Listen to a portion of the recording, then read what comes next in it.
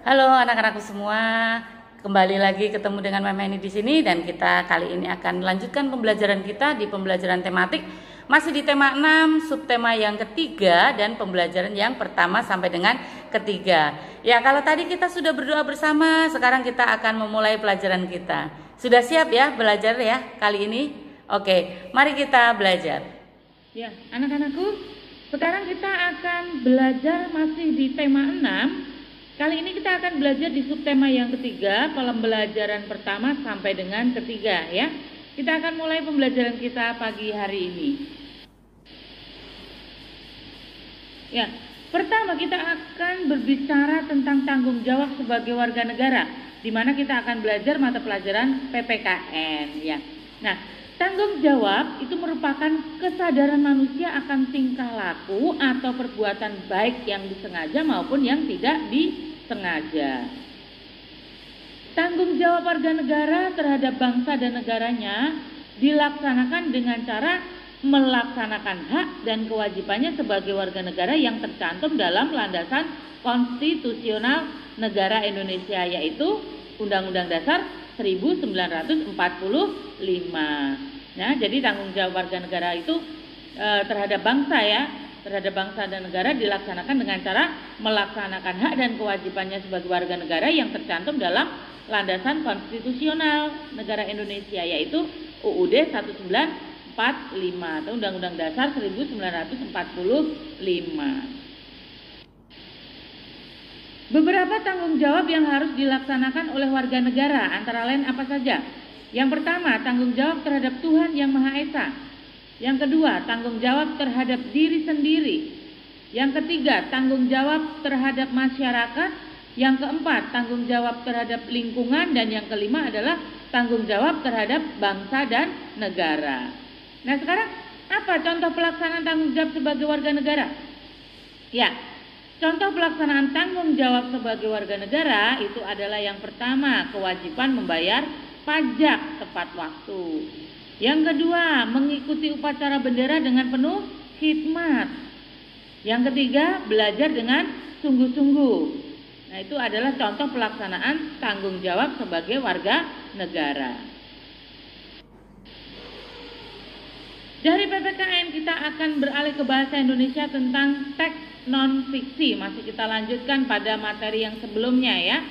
Ya, ciri-ciri teks non fiksi itu biasanya berbentuk tulisan ilmiah dan ilmiah populer ya.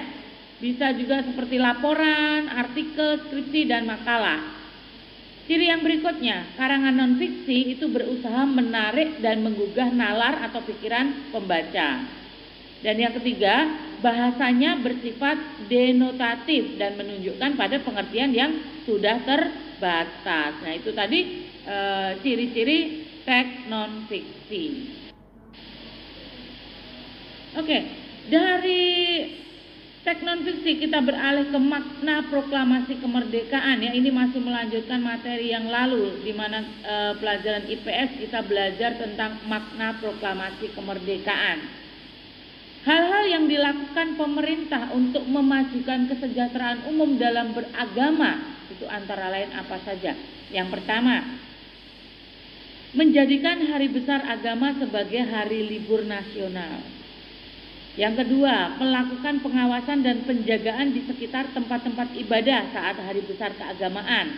Ya, seperti kalau kayak kita kalau pas memperingati hari Natal itu ya pasti banyak penjagaan ketat ya dari kepolisian ya, dari TNI. Yang ketiga, mengizinkan seluruh pemeluk agama untuk melakukan keagamaannya ya, mengizinkan seluruh pemeluk agama untuk melakukan keagamaannya. Jadi untuk beribadah ya. Oke. Nah, itu tadi hal-hal yang dilakukan pemerintah untuk memajukan kesejahteraan umum dalam beragama. Kita lanjutkan.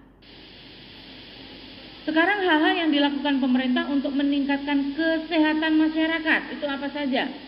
Yang pertama, mengadakan imunisasi gratis untuk seluruh anak-anak di Indonesia. Yang kedua, mengadakan posyandu. Yang ketiga, mengadakan program BPJS Kesehatan ya. Dan yang keempat, mengadakan fogging terutama di daerah yang terancam adanya nyamuk penyebab malaria dan penyebab demam berdarah. Ya, itu tadi adalah hal-hal yang dilakukan pemerintah untuk meningkatkan kesehatan masyarakat. Nah, sekarang hal-hal apa saja yang dilakukan pemerintah untuk mewujudkan perekonomian pro rakyat? Ya, yang pertama, membangun KUD, Koperasi Unit Desa, sebagai wadah untuk melakukan kegiatan ekonomi untuk daerah di pedesaan. Yang kedua, mengatur standar pengadaan bunga tabungan dan bunga pinjaman kepada Bank Nasional maupun swasta. Yang ketiga, bekerja sama dengan berbagai pihak untuk memberikan pinjaman modal usaha kepada masyarakat. Dan yang keempat, menetapkan tarif minimum dan maksimum harga barang untuk mencegah terjadinya persaingan harga yang tidak sehat. Jadi semua itu harus ada standarnya ya.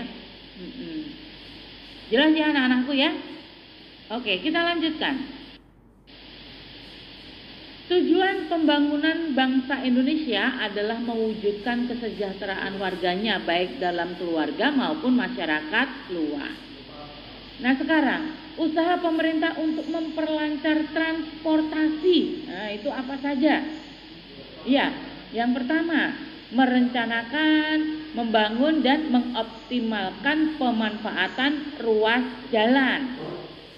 Yang kedua, melakukan penguji kelayakan fungsi jalan sesuai standar keamanan dan keselamatan. Yang ketiga, mengadakan perizinan angkutan umum. Yang keempat, melakukan pengujian dan penertiban SIM. Apa itu SIM? Ya, surat izin mengemudi. Ya, nah itu tadi adalah upaya pemerintah untuk memperlancar transportasi. Lalu apa upaya pemerintah untuk menjamin keamanan dan keselamatan warga negaranya?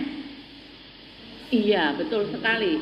Yang pertama adalah menyediakan tenaga militer seperti tentara. Yang kedua, keberadaan polisi sebagai aparat penegak hukum. Yang ketiga, adanya lembaga peradilan yang mengadili para pelanggar hukum. Yang keempat, adanya lapas yang berfungsi untuk memenjarakan para pelanggar hukum. Nah itu tadi adalah usaha pemerintah yang dilakukan untuk menjamin keamanan dan keselamatan warga negaranya. Ya, sekarang kita lanjutkan beberapa contoh kegiatan untuk memajukan kesejahteraan umum dalam hal pekerjaan. Yang pertama, itu pemerintah mendirikan BLK. BLK itu adalah Balai Latihan Kerja. Jadi di BLK ini orang masuk ke BLK itu dilatih ya, dilatih supaya siap kerja. Yang kedua, pelatihan pekerjaan bagi para narapidana oleh pemerintah ya. Jadi di dalam lapas, di dalam penjara itu para napi itu juga dilatih ya, dilatih beberapa pekerjaan ya, supaya keluar dari keluar dari lapas mereka mempunyai keahlian juga. Yang ketiga, mengeluarkan peraturan perundangan yang melindungi masyarakat atas pekerjaannya. Nah itu tadi adalah beberapa contoh kegiatan yang dilakukan pemerintah untuk memajukan kesejahteraan umum dalam hal pekerjaan. Oke, dari PKN ya kita beralih ke SBDP, di mana kita akan belajar tentang reklame ya. Sebetulnya ini sudah dipelajari di tema-tema sebelumnya ya. Ya. Berdasarkan tujuannya, reklame itu dibedakan menjadi dua, yaitu reklame komersial dan reklame non komersial. Kalian tentunya masih ingat ya apa itu reklame komersial dan non komersial ya. Oke. Sedangkan berdasarkan sifatnya, reklame itu dibedakan menjadi tiga. Yang pertama reklame peringatan, yang kedua reklame permintaan atau ajakan, yang ketiga adalah reklame penerangan. Itu berdasarkan sifatnya.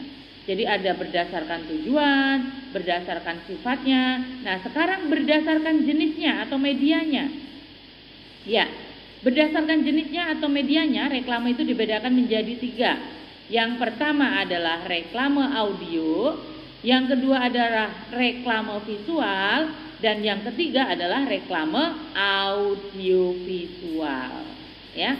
Berdasarkan tujuannya, berdasarkan sifatnya, berdasarkan jenisnya atau medianya. Ya, kita pelajari saat ini. Oke, kita lanjutkan. Unsur reklame media visual, ya, unsur reklame media visual adalah gambar dan tulisan. Contohnya apa? Contohnya baliho, billboard, spanduk, poster, brosur, dan katalog. Dalam dunia perdagangan, reklame merupakan alat komunikasi antara penjual dengan calon pembeli atau konsumen. Reklame yang digunakan dalam perdagangan itu biasanya sering kita sebut sebagai reklame komersial, ya. Tentunya kalian harus ingat lagi nih, apa itu maksudnya reklame komersial, ya. Oke, kita lanjutkan. Ciri-ciri reklame yang menarik itu yang pasti memberi informasi yang jelas dan nyata kepada masyarakat yang membacanya. Yang kedua, tidak berlebihan dalam menyusun kalimat promosi, ya. Kalimatnya harus bagaimana? Singkat, jelas, dan menarik, ya. Yang ketiga, memberikan seni atau hiasan di sekitar tulisan agar lebih menarik. Jadi kalau reklamenya itu menarik, itu pasti para pembacanya atau yang melihat itu pasti akan tertarik. Ya, berikutnya, reklame audiovisual menggunakan media suara dan gambar atau tulisan. Contohnya apa? Contohnya reklame pada televisi, bisa juga reklame pada bioskop dan juga di slide. Ya, itu adalah contoh reklame audiovisual. Dari reklame kita berganti ke ciri-ciri pubertas. Nah, kita akan masih belajar pubertas, yaitu di pelajaran IPA, ya. Oke. Ciri-ciri pubertas laki-laki dengan perempuan ya sudah dijelaskan di pembelajaran yang lalu, ya. Itu berbeda. Nah, kalian juga sudah mempelajari tentunya ya di materi yang lalu, ya. Oke. Ini hanya mengulas saja. Untuk ciri-ciri pubertas laki-laki itu biasanya tumbuh kumis dan jenggot, ya. Kumis, di mana kumis letaknya? Ayo para laki-laki. Ya, anak-anakku yang laki-laki, ya. Ya. Terus rambut halus mulai tumbuh, ya. Suara lebih berat. Jakun mulai terlihat dan mengalami mimpi basah. Ya, itu adalah ciri-ciri pubertas pada laki-laki, ya. Nah, rambut halus itu mulai tumbuh di mana? Di sekitar ketiak dan di sekitar alat kemaluan kalian. Nah, nanti kalian pas mandi itu kalian bisa lihat. Begitu juga yang perempuan. Yang perempuan ciri-ciri pubertasnya biasanya wajahnya berminyak dan mulai muncul jerawat. Rambut halus pun juga mulai tumbuh, ya, di sekitar ketiak dan sekitar alat kemaluan. Yang berikutnya payudara mulai membesar. Terus pinggulnya juga membesar. Dan kalau untuk perempuan itu mengalami menstruasi. Ya. Nah, itu adalah ciri-ciri pubertas kalian. Kalian bisa melihat dan bisa merasakan sendiri nanti, ya. Kalian bisa lihat apakah kalian sudah mengalami pubertas atau kalian belum mengalami pubertas. Paham ya anak-anakku, ya? Ini bukan pelajaran yang jorok, ya. Ini untuk pengetahuan kalian. Nah, sekarang kalian bisa lihat, ya, di sini ada gambar, ya, ciri-ciri pubertas pada laki-laki dan perempuan. Nah, ini juga bisa kalian lihat di buku paket kalian, ada, ya, di buku paket kalian ada. Yang laki-laki, ya, seperti itu kalian lihat. Jakun itu di mana, ya. Dan laki-laki pun juga bisa mulai muncul jerawat juga, ya. Terus tumbuh rambut, ya, di daerah ketiak, ya, dan di daerah kemaluan kalian. Ya, kalian bisa pelajari ini, ya. Kalian lihat gambarnya, ya. Oke, jelas ya anak-anakku, ya, paham ya? Pahamlah, ya. Kalian sudah mulai beranjak remaja, ya. Jadinya kalian sudah memahami apakah kalian sudah termasuk ke dalam anak yang pubertas atau belum. Nah, anak-anakku, itu tadi adalah pembelajaran kita kali ini dan nanti akan kita lanjutkan di pertemuan yang akan datang ya. Tetap semangat, jaga kesehatan selalu ya. Kita tetap harus semangat dalam pembelajaran meskipun masih melalui pembelajaran jarak jauh ya. Oke, sampai bertemu kembali di pertemuan yang akan datang. Bye bye.